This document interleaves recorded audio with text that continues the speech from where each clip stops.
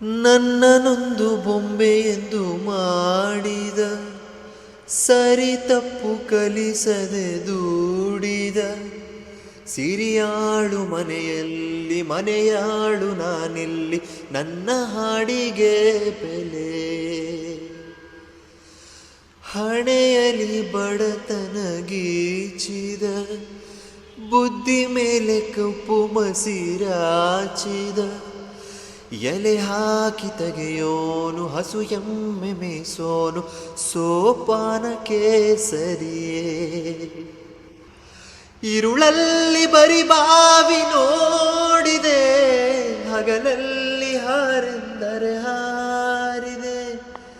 ಆ ರಾತ್ರಿ ಗಂಟೆಂದರೆ ಹಾಕಿದೆ, ಈ ರಾತ್ರಿ ಹಾಡೆಂದರೆ ಹಾಡಿದೆ.